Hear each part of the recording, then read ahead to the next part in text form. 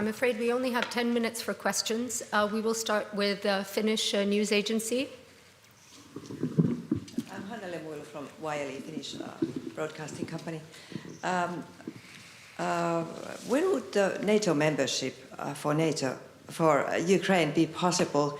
And could Ukraine join NATO even if part of the country is occupied?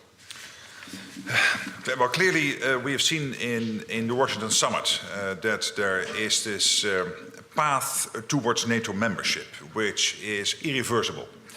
And I said in Kiev last week that I want to make it clear to the Russians that they do not have a vote on this and they do not have a veto on this. No vote and no veto for Moscow.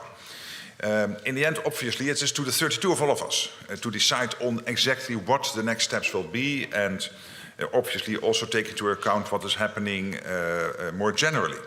But I don't want to speculate at this stage. But obviously, this is an irreversible path. It has been made clear, and it's also clear for the Ukrainians that this is their future. Same line. I mean, the first step in all of this were the security agreements, which a little bit less than 20 countries have signed, including Finland. I think we're the 7th or 8th to do that. The second step is hard security guarantees, which have to take place probably as part of peace negotiations. And then the third step will be NATO membership. When that will happen, no one really knows. But I think the message to the Kremlin and to Putin is very clear that Ukraine has the absolute and sovereign right to take decisions on which clubs it wants to join. And it has indicated that it wants to join NATO. And it is a question of time when it will join. We just don't know when. Thank you. We'll go to the gentleman in the 4th row.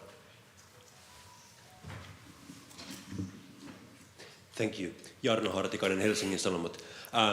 Question primarily to the Secretary General. Last weekend, the former Secretary General Stoltenberg said in a media interview that divided Germany could work as a sort of a template for peace in Ukraine.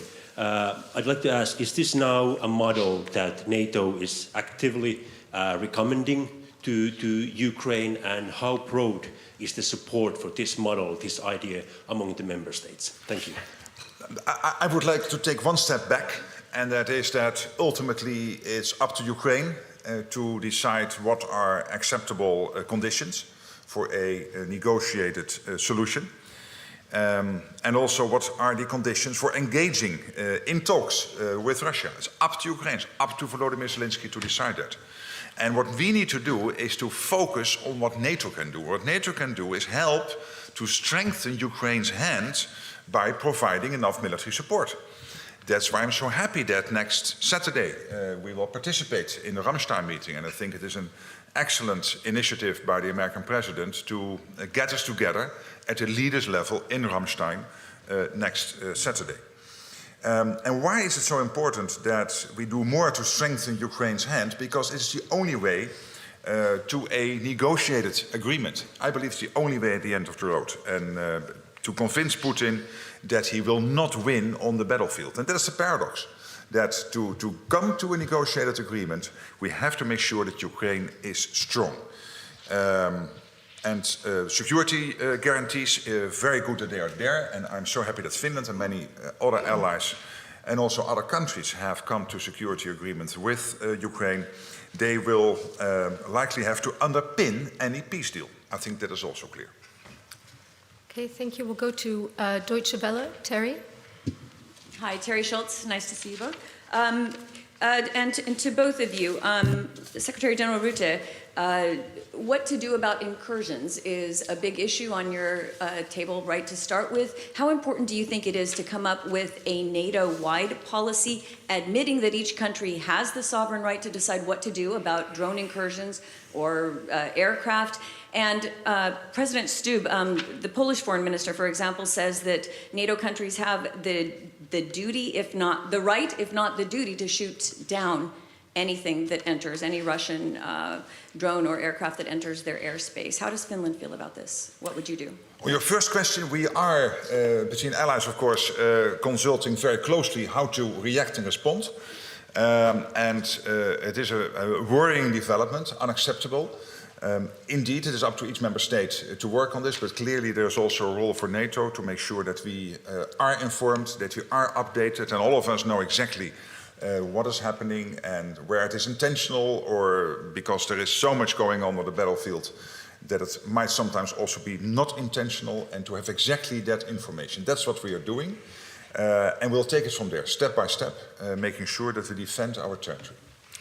Well, two answers to that. The first one is to say on the use of weapons for Ukraine, we have put absolutely no limits except for two conditions. One is that it's for defense purposes, and second, that it falls within the framework of international law. And of course, I encourage all of our allies, including the United States, to allow Ukraine to fight this war without one hand behind its back. Then second answer is, were there hypothetically to be a situation whereby Finnish airspace would be encroached by a missile or something of the like, obviously the Finnish defense forces would take the ultimate decision. But I think the question is very theoretical in the sense that we haven't seen any drone activity or anything flying over to the Finnish side. Once again, I think with these kinds of things and with Russian intimidation, you have to really remain cool, calm,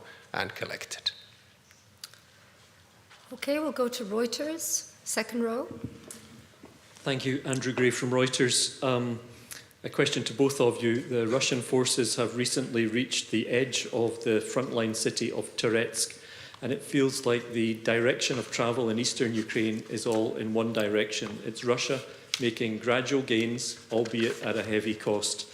Do you believe there is anything that NATO can do that it's not doing already that can reverse that trend? And if so, what? Well, obviously, what we need to do is to make sure with all the allies and all the others involved that enough military gear is getting into Ukraine to support Ukraine in the war effort, and therefore Ramstein, I think in total 50 countries participating next Saturday is an extremely important meeting. You're right, the situation on the battlefield remains difficult. Of course, we see on the one hand that Ukraine's army is holding on to part of the Kursk region in Russia. But at the same time, as you said, the Russians are making slow but still advances in the east. And we have to also take into account that the Russian losses are huge. They now stand at about, as far as we know, 1,000 killed and wounded each day. And that is on top of a total of 500,000 already killed or wounded. So this is coming at a considerable cost on the Russian side. And what I've seen over the years, since the end of February 2022, is that the Ukrainians show again and again that with their courage and with their creativity, they can push back the Russian forces. They have done so and they will do so in the future. But they need our continued support. That's absolutely clear, and they need it now.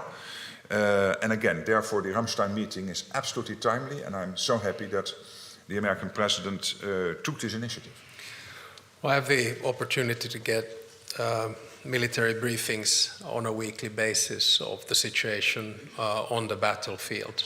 And of course, it's a back and forth. The situation on the battlefield is extremely complicated. But if I can give you a silver lining, when Ukraine advanced in Kursk, it did advance roughly 35 kilometers, 1,200 square kilometers in a week, 7 to 8 days. It took about 8 months for Russia to advance on the Eastern Front, roughly the same distance. And as Mark said, the word that we have is the innate capacity of Russia to use humans in this war. There seems to be no limits to what Putin can do and will do. What can we do on the part of the alliance? Well, Finland has provided 25 military packages. I was able to follow in real time in our logistics center in Tampere 2 weeks ago how the 25th package was moving. So delivery of what we have promised is extremely important. And of course, in the 6 times that I have met Zelensky in the past 7 months, each time there has been a list of requests, and we try to provide what we can as a frontline state. So we need to basically put our mouth where our money is, or our money where our mouth is, and then continue to deliver and implement what we promise. Okay, one last question to Finnish news agency at the very back, the gentleman in the orange shirt. Thank you. Mikko Gustafsson, the Finnish news agency. First on deterrence and defense. Sweden announced yesterday its contribution to NATO's deterrence and defense operations next year. I wonder if we are going to hear similar announcement from Finland too. Well, we're obviously in the process of looking at the overall package, and you have to remember that we have 3 white papers in the process right now. One is the foreign security policy one, second one is the defense policy, and the third one is on trade and development. In the defense policy one, we do go into a little bit more detail, but our military and our defense minister is in the process of looking at our overall contribution to deterrence and defense, and we'll probably have more news on this a little bit later. Okay, thank you all. Have a good afternoon. Thank you. Thank you.